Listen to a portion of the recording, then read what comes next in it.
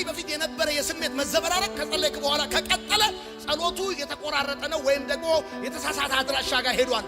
በትክክል ወደ እግዚአብሔር እንደጸለይክ እርግጠኛ ከሆንክ በትክክል እግዚአብሔር ጋር እንደተሰማ እርግጠኛ ከሆንክ ሳትጸልይ በፊት በነበረ ስሜት ከጸለይክ በኋላ ብዙ ሰዎች አምነው አይደለም ይጸልዩት ጸልየው ነው የሚያምኑት። አምኖ በመጸለይና ጸልዮ በማመን መካከል ልዩነት አለ። የሚመለስ ጸሎት ረፍት ያለበት ጸሎት ምን ማለት መሰለህ? አንድ ጊዜ ከጸለይክ በኋላ ጉዳዩን ለእግዚአብሔር ትሰጥና አንተ በቃ መተው ነው። ከዛ በኋላ ያንተ ክትትል አያስፈልገውም፣ ያንተ ጥረት አያስፈልገውም። አቤት ብለሃል፣ አመልክተሃል። ወደ እግዚአብሔር በብዙ ጸሎት፣ በብዙ ጾም፣ በብዙ እውነት ወደ እግዚአብሔር ጉዳዩን አቅርበዋል። ለሌሎች ሰዎች አለመጸለይ ኃጢአት ነው። ባይተወይ ለሰዎች አለመጸለይ ኃጢአት። ስትጸልዩ በፍቅር ጸልዩ፣ በትዕግስት አንዳንድ ሰው በትዕግስት አለመጸለይ ከጠራኸኝ እውነት ስም በኔ ላይ ከተጠራ ሲጸልይ ተናዶ ነው የሚጸልይ። አቃል ቢገርም ነገር ነገር የጠየቀው እንዲፈጸምልህ የተጠየቀውን መፈጸም ግዴታ። ጠይቀሃል አንተ እግዚአብሔር እንዲያደርግልህ፣ እግዚአብሔር ደግሞ አንተን የሚጠይቅህ ነገር አርግ። ገንዘባችሁ፣ ዕውቀታችሁ፣ ችሎታችሁ እንደሚያደርግ እሱ ራሱ እንደሚያደርግ አምና ትችላለህ። አንተ ኤልሻዳይ ነህ። አንተ ታላቅ ነህ ጌታ። የሌለን እንዳለ አድርጎ በሚጠራ ለሙታን ሕይወትን በሚሰጥ ባመነበት በአምላክ ፊት አብርሃም የብዙዎች አባት ሆነ ተብሎ እንደተጻፈ በኢየሱስም የብዙዎች አባት ትሆናላችሁ። የብዙዎች እናት ትሆኛለሽ። የብዙዎች ወገን ትሆናለህ።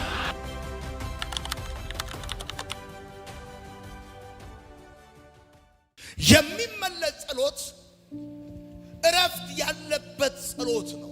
አንድ ጊዜ ከጸለያችሁ በኋላ ቀጣዩ ድርሻው የእግዚአብሔር ነው። ከናንተ የሚጠበቀው መጸለይ ነው እንጂ ቀጣዩ ኃላፊነት የእግዚአብሔር እንደሆነ ማወቅ ተገቢ ነው።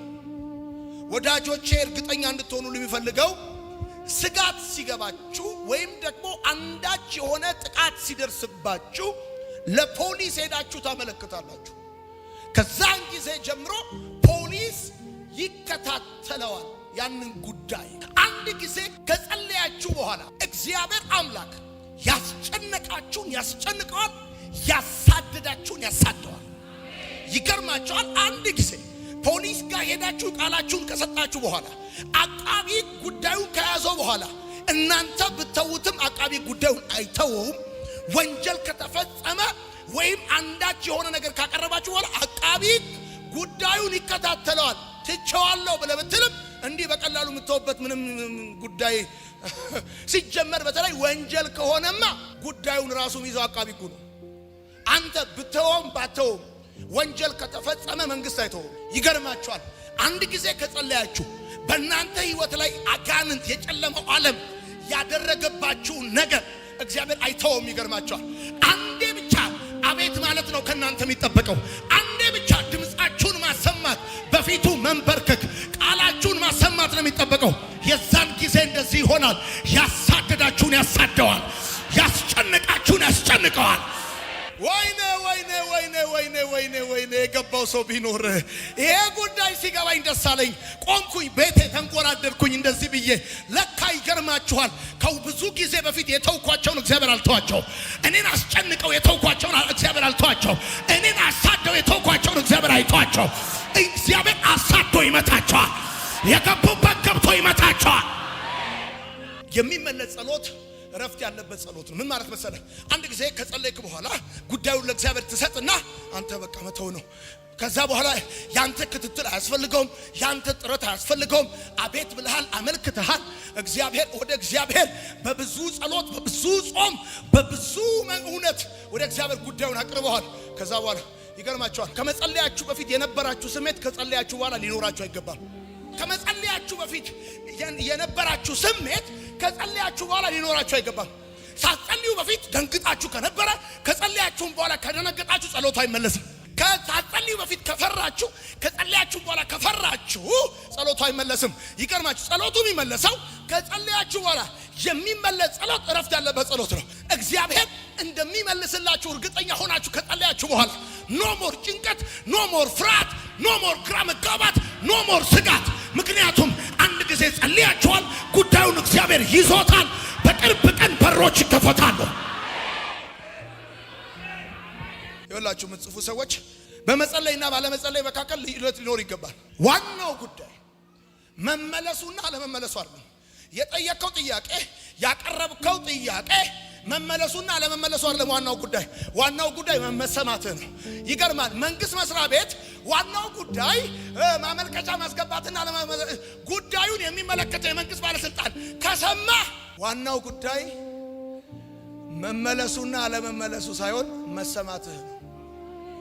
ለሚመለከተው አካል ካሰማ በኋላ በመሰረቱ የሚመለስ ጸሎት የጸለየው ሰውዬ ከጸለየ በኋላ ከመጸለዩ በፊት የነበረው ስሜት ከጸለየ በኋላ ከሱ ጋር አይኖርም። እንዴት ብለህ ካልከኝ ሐና ስትጸልይ እየጸለየች በነበረችበት ጊዜ ሰካራም ትመስላለች። ስትጸልይ ኤሊ ብዙ ነገር ብሏታል። የእግዚአብሔር ቃል ግን ሲናገር እንደዚህ ይላል፣ ሳሙኤል ሳይመጣ በፊት ሐናም ከዛ ጊዜ በኋላ ችግርተኛ መስላ አልታየች። በቃ ሰው እውነተኛ ጸሎት ከጸለየ ከጸሎቱ በኋላ መልሱ መጣ፣ መልሱ አልመጣ፣ መልሱ ቆየ፣ መልሱ ፈጠነ የሚለው ጉዳይ አለ ማተር የሚያደርገው እንደተሰማ እርግጠኛ የሆነ ሰው፣ እግዚአብሔር እንደሰማው እርግጠኛ የሆነ ሰው፣ እግዚአብሔር እንዳየው እርግጠኛ የሆነ ሰው እግዚአብሔር ከሰማው በኋላ እግዚአብሔር ካየው በኋላ እንደ ቀድሞ አይጨነቅም። እንደዚህ ለለ እግዚአብሔር ቃል ሲናገር ከ12 ጀምሮ ላንብላችሁ። አንደኛ ሳሙኤል መጽሐፍ ሐና ባለማቋረጥ ወደ እግዚአብሔር በጸለየች ጊዜ ኤሊ አፏን ይመለከት ነበር። እሷም በልቧ ስትጸልይ ስለነበር ከንፈሯ ይንቀሳቀስ እንጂ ድምጿ አይሰማም ነበር። ኤሊም እንደሰከረች አድርጎ ቆጠራት። እርሱም ስካሩ የማይለቅሽ እስከ መቼ ድረስ ነው? የወይን ጠጅሽ ከአንቺ አስወግጂ አላት። ሐናም እንዲህ ብላ መለሰችለት፣ ጌታዬ ሆይ ሰክሬ አይደለም፣ እኔ በእግዚአብሔር ፊት አፈሰስኩ እንጂ የወይን ጠጅም ሆነ ሌላ የሚያሰክር መጠጥ አልጠጣሁም። ይህንን ያህል ጊዜ የጸለይኩት ከባድ ከሆነው ጭንቀቴና ሐዘኔ የተነሳ ስለሆነ ከአገልጋይ እንደምናምንቴ ሴት አትቁጠረኝ። እቺ ሴት ከባድ የሆነ ጭንቀት፣ ከባድ የሆነ ሐዘን ነበረባት። ይገርማቸዋል። መልስ ሳታገኝ እቺ ሴት ከነበረባት ጭንቀትና ከነበረባት ሐዘን እንዴት እንደተፋታች ሲናገር ኤሊም በሰላም ሂጂ የእስራኤል አምላክ የለመንሽውን ይስጥሽ ሲል መለሰላት። እርሷም አገልጋይ በፊት ሞገስ ታገኝ አለች። ከዚያም መንገዷን ሄደች፣ ምግብ በላች። ከዚያም በኋላ በፊቷ ላይ ሐዘን አልታየም። በመጸለይና ባለመጸለይ መካከል ልዩነት ሊኖር ያስፈልጋል። ሳትጸልይ በፊት የነበረ የስሜት መዘበራረቅ ከጸለይክ በኋላ ከቀጠለ ጸሎቱ የተቆራረጠ ነው፣ ወይም ደግሞ የተሳሳተ አድራሻ ጋር ሄዷል። በትክክል ወደ እግዚአብሔር እንደጸለይክ እርግጠኛ ከሆንክ፣ በትክክል እግዚአብሔር ጋር እንደተሰማ እርግጠኛ ከሆንክ፣ ሳትጸልይ በፊት በነበረ ስሜት ከጸለይክ በኋላ አትቀጥል። ሁለተኛ ጊዜ ችግረኛ መስላ አልታየችም አለ እግዚአብሔር ቃል ሲናገር። ስለዚህ የሚመለስ ጸሎት እረፍት ያለበት ጸሎት። አንዳንድ ሰው ታውቃላችሁ፣ ጸልዮም ይሰጋል፣ ሳይጸልይም ይሰጋል። አልቅሶ እግዚአብሔር ሊያሳምን ሁሉ ይሞክራል። እግዚአብሔር እንዲራራለት ብሎ ይጸልያል። እንደዚህ ብሎ ስማ፣ ሰው ስታለቅስ የራራልህ ኔቸሩ ስለሆነ፣ እግዚአብሔር ግን ይገርማል፣ በባህሪውም ሩሩ ነው።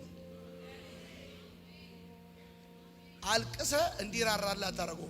የሚመለስ ጸሎት ሶስተኛው አምኖ መጸለይ ያለበት። ችሎታችንን፣ ዕውቀታችንን፣ ገንዘባችንን፣ ዘመዳችንን ሳይሆን አምላካችንን ታምነን የምንጸልየው ጸሎት የሚመለስ ጸሎት ነው። ብዙ ሰዎች አምነው አይደለም የሚጸልዩት፣ ጸልየው ነው የሚያምኑት። አምኖ በመጸለይና ጸልዮ በማመን መካከል ልዩነት አለ። ጸልየው የሚያምኑ ሰዎች የሚያምኑት ጸሎታቸውን እንጂ እግዚአብሔርን አይደለም። አምኖ መጸለይና ጸልዮ ማመን በጣም ነው የሚለያየው። አምኖ መጸለይ ማለት እግዚአብሔር ሊሰማኝ ፍቅር ሊያደርግልኝ አቅም እንዳለው ማመን ማለት ነው። እግዚአብሔር ሊሰማኝ ፍቅር አለ፣ እርግጠኛ ነኝ እንደሚወደኝ፣ ይሰማኛል የኔ አባት፣ ያደምጠኛል የኔ ጌታ። እንኳን አይደለም ንግግሬ፣ ዝምታዬ መዝሙር ነው ለሱ። አምኖ መጸለይ የሚመለስ ጸሎት መርህ ነው።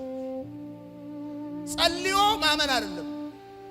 በቃ እንጸልያለን ብላችሁ ጸልዩ፣ ችግር የለውም። ግን የምነግራችሁ ነገር ጸልያችሁ ማመን ሳይሆን ትክክለኛው የጸሎት አቅጣጫ አምናችሁ መጸለይ ነው። እግዚአብሔር አምላክ የተዘጋውን ነገራችሁ እንደሚከፍት፣ የተበላሸውን ነገራችሁ እንደሚያስተካክል፣ የወደቀውን ነገራችሁ እንደሚያነሳ አምናችሁ ነው መጸለይ ያለባችሁ። በእርግጥ አሁን ብዙ ሰው እሱ መጸለይ አይፈልግም። እኛን እንድንጸልይለት የሚፈልገው፣ እኛ እንድንጸልይለት እሱ እንዲነግድ ነው የሚፈልገው። ባክ እኛ እንድንጸልይለት ነው የሚፈልገው። እሱ ኤሮትራከር እንዲገዛ፣ ባንክ እንዲገዛ፣ ታንክ እንዲገዛ፣ እኛስ በቃ እዚህ ወጥረን እንድንጸልይለት ነው የሚፈልገው። በቃ እሱስ በአንዳንድ ነገር በገንዘብ ይረዳናል እየመጣ ግን የምነግራችሁ ነገር ምንድን ነው? በመጀመሪያ ደረጃ እግዚአብሔርን ለመምሰል ራስን አስለምድ ይላል መጽሐፍ። እኔ ዳምፔል አንስቼ አንተ ቅርጽ አታወጣም። እኔ ፑሽ አፕ ሰርቼ እኔ ሮጬ ጂም ሰርቼ አንተ ቦርጫ አይቀንስም። አለቀ። እኔ የማነበው ቃል በመጀመሪያ ደረጃ የሚጠቅመው እኔ ነው። አለቀ። የኔን ህይወት ነው የሚሰራው። ከዛ በመንፈስ ቅዱስ አማካኝነት እርስ በርሳችን ጸጋ እንካፈላለን እንጂ አንተ ራስህ ሰልፍ ኤክሰርሳይዝ ያስፈልጋል። you have to pray መጸለይ ያለብህ። ደግሞ ጸሎት ቦታ፣ ሁኔታ፣ ጊዜ አይወስነው። ምክንያቱም አምላካችሁ ቦታም ሁኔታም ጊዜም ስለማይወስን wherever የትም ሆነ መጸለይ ትችላለህ። ታክሲ ውስጥ ሆነ ሳይሻገር ወራጅ አለ ብለህ ወልቅ አሚን በል። መስሪያ ቤት ሁሉ ሆነ ሻታ ካቻቲላማ ባላው ወደዛኛው ቢሮ ወረቀት እየወሰድክ ያቲና ካቻታ መፍዙዝ እዛ ተሽከርካሪ ወንበር ላይ ቁጭ ብሎ ስታየው ውጣ በልጩና ማታ የሚመለስ ጸሎት። አራተኛው ምንድነው? ለኔ የማይል ጸሎት። በአንደኛ ሳሙኤል መጽሐፍ ምዕራፍ 12 ቁጥር 23 ላይ ያለውን ቃል እናነባለን። ወዳጆቼ ለሌሎች ሰዎች መጸለይ ማትረፍ እንጂ መክሰር አይደለም። ለሌሎች ሰዎች አለመጸለይ ኃጢአት ነው። ባይተወይ ለሰዎች አለመጸለይ ኃጢአት ነው። ለሌሎች ሰዎች መጸለይ ማትረፍ እንጂ መክሰር አይደለም። በአንደኛ ሳሙኤል መጽሐፍ ምዕራፍ 12 ቁጥር 23 ላይ ስታነቡ እንደዚህ ይላል፣ ከዚህም በላይ እኔ ለእናንተ ከመጸለይ ወደ ኋላ በማለት እግዚአብሔርን መበደል ከኔ ይራቅ። ለሌሎች ሰዎች አለመጸለይ ኃጢአት ነው። ጻፉልኝ ይሄን። ለእናንተ ባለመጸለይ እግዚአብሔርን መበደል ከኔ ይራቅ ይላል። ለካ ለወንድሞች አለመጸለይ በደል ነው። ለእህት አለመጸለይ በደል ነው። ለሌሎች ሰዎች አለመጸለይ በደል ነው። አንድ ላይ እናንብበው። ከዚህም በላይ እኔ ለእናንተ መጸለይ ወደ ኋላ በማለት እግዚአብሔርን መበደል ከእኔ ከዛስ እኔ መልካምና ቅን የሆነውን መንገድ አንደኛው ለተሳሳቱ ሰዎች ቅኑን መንገድ ማስተማር። እኔ መልካሙና ቅኑን መንገድ አስተምራቸዋለሁ። ለተሳሳቱ ሰዎች መልካሙንና ቅኑን መንገድ ማስተማር ነው አንደኛው ከዚህ ቃል የምትረዱት። ሁለተኛው እምቢ ካሉ መጸለይ ነው የምትማሩት። የተሳሳቱ ሰዎችን ዘርጥጧቸው አይደለም የሚለው እግዚአብሔር ቃል። ቅኑንና መልካሙ መንገድ አስተምሯቸው ብቻ አይደለም፣ ጸልዩላቸው። አስተምሯቸው፣ እምቢ ካሉ ደግሞ ጸልዩላቸው። ይኸውላችሁ የሚመለስ ጸሎት አንደኛው ለኔ ማለት የሌለበት ጸሎት። ሁል ጊዜ ሰዎች ሲጸልዩ ለኔ ካሉ ይቆያል። ይገርማል። እሱ እኔ አሁን ይገርማቸዋል። ላለፈው 7 ዓመት 8 ዓመት እኔ እንዲያርግልኝ ብዬ ጸልያለሁ። ንካቸው፣ ጎብኛቸው፣ አጽናናቸው፣ ዳሳቸው፣ እርዳቸው። ምክንያቱም ሰው በብርሃን ሲሆን ቸገረኝ አይደለም የሚለው ቸገራቸው ነው የሚለው። አቃተኝ አይደለም የሚለው አቃታቸው ነው የሚለው። ለኔ ያለበት ጸሎት ይቆያል። ስለዚህ ቶሎ እንዲመለስላችሁ ከፈለጋችሁ ለኔ አትበሉ። አምስተኛ የሚመለስ ጸሎት ሐሳቡን ያገኘ ጸሎት ነው። በዮሐንስ ወንጌል መጽሐፍ ላይ ስታነቡ በጣም የሚገርማችሁ ነገር ታገኛላችሁ። ማርያም ወደ ኢየሱስ ሄደችና የወይን ጠጅ እኮ የላቸውም አለችው። ከዛ ኢየሱስ እንደዚህ አላት፣ አንቺ ሴት ካንቺ ጋር ምን አለኝ አላት። ማርያም ግን ሐሳቡን ስላገኘችው ቀጥላ እንደዚህ አለች፣ የሚላችሁን ሁሉ አድርጉ አለቻቸው። ለሚመለስ ጸሎት ዋነኛ ነጥብ ምንድነው ካላችሁ ሐሳቡን ማግኘት። የጌታን ሐሳብ ምን እንደሆነ ካላገኛችሁ ለሚመለስ ጸሎት ትቸገራላችሁ። ሐሳቡን ማግኘት በጣም ኢምፖርታንት ነው። አንቺ ሴት ካንቺ ጋር ምን አለኝ ብሎ ሲላት አልደነገጠችም ማርያም። ይልቁኑ ምንድነው ያለችው? የሚላችሁን አድርጉ አለቻቸው። ይሄ በጣም የሚገርም ነገር ወዳጆቼ፣ በጣም የሚደንቅ ነገር። ምክንያቱም ለምሳሌ በማቴዎስ ወንጌል መጽሐፍ ምዕራፍ 22 ቁጥር 28 ላይ እናንብበው እሱን ቃል። ኢየሱስም ከዚያ ወጥቶ ወደ ጢሮስና ወደ ሲኖዳ አገር ሄደ። አንዲት ከናናዊት ሴት ከዚያ አካባቢ በመውጣት ወደ ኢየሱስ መጣ። ጌታዬ ሆይ የዳዊት ልጅ ሆይ ራራልኝ፣ ልጄ በርኩስ መንፈስ ተይዛ በጣም ትሰቃያለች ብላ ጮኸች። እርሱ ግን አንድም ቃል አልመለሰላትም። በዚህ ጊዜ ደቀ መዛሙርቱ ወደ እርሱ ቀርበው እየተከተለችን ትጮኻለችና ብታሰናብታትስ ብለው ጠየቁት። እርሱም የተላኩት ከእስራኤል ቤት ሆነው ወደ ጠፉት በጎች ብቻ ነው አለ። ሴትዮዋም እግሩ ላይ ወድቃ ጌታ ሆይ እርዳኝ አለች። እርሱም መልሶ የልጆችን እንጀራ ወስዶ ለውሾች መወርወር አይገባም አላት። እርሷም አዎ ጌታ ሆይ ውሾችም እኮ ከጌታቸው ማዕድ የወደቀውን ፍርፋሪ ይበላሉ አለችው። በዚያን ጊዜ ኢየሱስ አንቺ ሴት እምነትሽ ታላቅ ነው፣ እንደፈለግሽው ይሁንልሽ አላት። ልጇም ከዚያ ሰዓት ጀምሮ ተፈወሰች። እቺ ሴት ይገርማቸዋል፣ በአራት ነገር ነው የጸለየችው። ስትጸልይ በፍቅር ነው፣ ስትጸልይ በንስሐ ነው፣ ስትጸልይ በትዕግስት ነው፣ ስትጸልይ በእምነት ነው የጸለየችው። የኢየሱስን ሐሳቡን አግኝተዋለች። አልደነገጠችም። የሚገርመው ነገር በቁጣ ይናገራታል። በቁጣ የልጆችን እንጀራ ለቡችሎች ለውሾች ይላታል። የዚህ ጊዜ አልደነገጠችም። እሷ በፍቅር ነው የጸለየችው። እንዴት ብላችሁ ካላችሁ በኃይለ ቃል ሲያናግራት፣ እሷ ግን በፍቅር ነው የመለሰችለት። ጌታ በኃይለ ቃል ነው ያናገራት። ስታዋራው ዝም ይላታል ጌታ። እሷ ግን በፍቅር ትቀጥላለች፣ ትመልስለታለች። በንስሐ ነው። እንዴት ካላችሁ አዎ ውሻ ነኝ ማለቷ ንስሐ ነው። በእምነት ነው የጸለየችው። እንደሚምር አምና ነው የጸለየችው። እሱ ብቻ አይደለም፣ በትዕግስት ነው። በቆየ ቁጥር ተስፋ ሳትቆርጥ ነው የጸለየችው። የጌታን ሐሳቡን አግኝተዋለች። ምን ሊል እንደፈለገ አግኝተዋለች። የሚመለስ ጸሎት አንዱ መርህ የጌታን ሐሳብ ማግኘት ነው። ሐሳቡን ካላገኛችሁት በሕይወታችሁ ሊያደርግ የፈለገውን የሚመለስ ጸሎት ለመጸለይ ትቸገራላችሁ። እና ስትጸልዩ በፍቅር ጸልዩ፣ በንስሐ ጸልዩ፣ በእምነት ጸልዩ፣ ደግሞም በትዕግስት ጸልዩ። የሚመለስ ጸሎት መታዘዝ ያለበት ጸሎት ነው።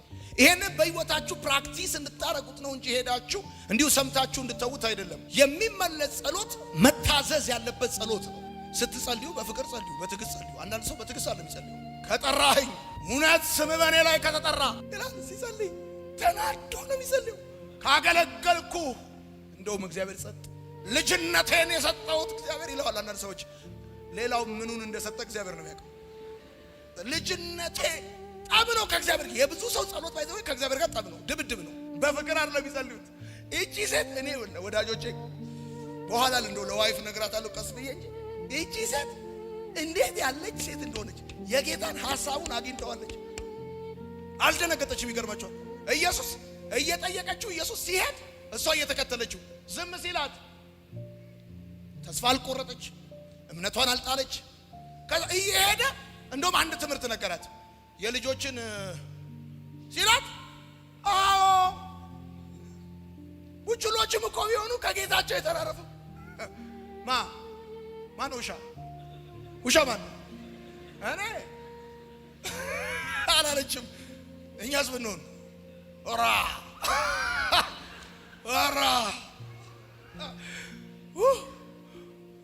የብዙ ሰው ጸሎት ከእግዚአብሔር ጋር ጠብ ነው። በፍቅር ጸልዩ፣ በጠብ ጸልዩ፣ በትዕግስት ጸልዩ፣ በጠብ ጸልዩ፣ በእምነት ጸልዩ፣ በጥርጣሬ ጸልዩ። ይገርማችኋል፣ እግዚአብሔር ደብቆ ነው የሚሰራው። ጓዳችሁን ማንም እንዳያወርገው ነው የሚሰራው።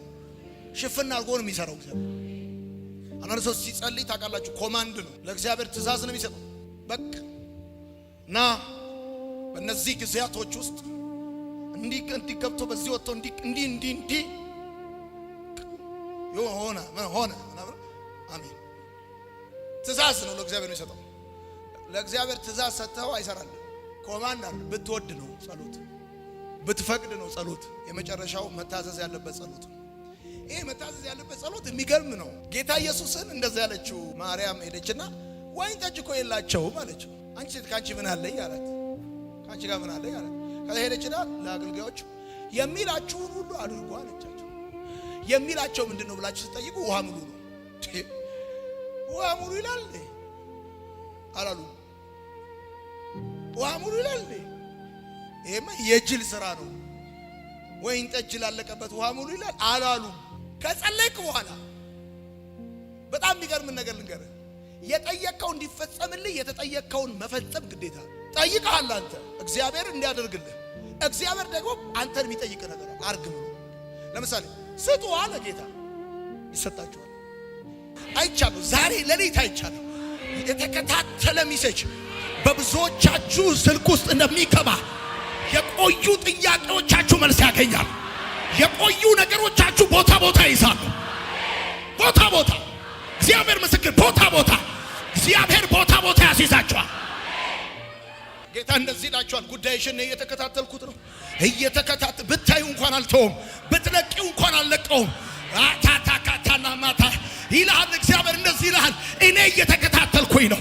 በቅርብ ጊዜ አዲስ ነገር ታያለህ፣ አዲስ ነገር ትሰማያለሽ፣ አዲስ ነገር ይሆናል።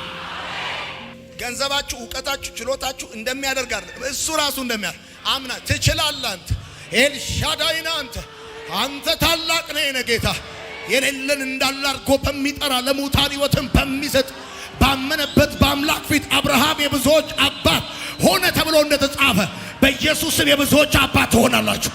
የብዙዎች እናት ትሆኛለሽ። የብዙዎች ወገን ትሆናለህ። ምን አይነት ነገር ነው ባካችሁ? የሚመለስ ጸሎት ይታየኛል። የሚመለስ ጸሎት ችግሩ ችግር ሆኖ ላይ ቀጥል፣ መከራው መከራ ሆኖ ላይ ቀጥል፣ መከራ ሆኖ ላይ ቀጥል። እኔ መልሰዋለሁ ይለኛል ጌታ፣ እመልሰዋለሁ። የሚገርም የጸሎት መልስ ነው የምትቀበዩ። እግዚአብሔር አምላክ ራይት ታይም ላይ ራይት ፕሌስ ራይት ታይም ላይ እግዚአብሔር ከትክክለኛው ነገር ጋር ያገናኛቸዋል። ከትክክለኛው ነገር ጋር ያገናኛቸዋል። ወደ ትክክለኛው ቦታ ያመጣቸዋል። ወደ ትክክለኛው ስፍራ እግዚአብሔር ያስገባቸዋል። ወደ ትክክለኛው ስፍራ፣ ወደ ትክክለኛው ቦታ፣ ወደ ትክክለኛው ከፍታ እግዚአብሔር ያመጣቸዋል። ያመጣሻል። ጌታ ታላቅ ነገር ይሆናል በሕይወትሽ። የሚመለስ ጸሎት አለ። አምነሽ ጸልይ፣ ይከፈታል። አምነሽ ጸልይ፣ ይነሳል። አምነሽ ጸልይ፣ ይመጣል። አምነሽ ጸልይ፣ እጅሽ ይገባል። ከፍ ያለው ዝቅ ይላል፣ ዝቅ ያለው ከፍ ይላል። ከባዱ ቀላል ይሆናል። የማይቻለው ነገር ይቻላል። የዘገየው ነገር ይፈጥናል። የተበላሸው ነገር ይስተካከላል። አቤት የምስጋና ርዕስ ይሰማኛል። ዜማ ይሰማኛል። ቤታችሁ መዝሙር ይሰማኛል። ቤተሰብ ሲሰበሰብ፣ ሀገር ሲሰበሰብ፣ ቤተ ክርስቲያን ሲሰበሰብ ይሰማኛል። ጥያቄ መልስ ሲያገኝ ይሰማኛል። አያለው ችግር ሲስተካከል አያለው። እኔ እየተከታተልኩት ነው ይለኛል ጌታ። ጉዳይሽን እኔ ይዤዋለሁ። እኔ አረሳውም፣ አስተካክለዋለሁ። ታንኪዩ ፋዘር። እወረውራለሁ፣ አልስትም። አስቱም ይላችኋል እግዚአብሔር። አስቱም፣ ጸሎታችሁ አይስትም። ጸሎታችሁ ቦታው ላይ ነው የሚመታው። ዳዊት ጎልያድን እንዳልሳተው ትልቁ ጥያቄ ዘንድሮ ይወድቃል። ዋነኛ ችግር ይወድቃል። የእግዚአብሔር መንፈስ ነው የሚነግረኝ። አይደለም ተንበርክካችሁ ዝም ብላችሁ እየተራመዳችሁ ጌታ ያለኝ ነው የምነግራችሁ። ጌታን አስቱ፣ ስራ አትስቱ። ትሪያል እንዲረር ሞክሮ ማጣት የሆነ ነገር አድርጎ 5 ዓመት ደክሞ 2 ዓመት ደክሞ 6 ዓመት ደክሞ ከዛ እንደገና መጀመር የሆነ ሱቅ ከፍቶ ከዛ ዘግቶ ከዛ የሆነ ነገር አድርጎ እንደዚህ ያለ የሆነ አስቱም፣ በኢየሱስም አስቱም። ረጅም ርቀት የምትሄዱበት መልስ ታገኛላችሁ።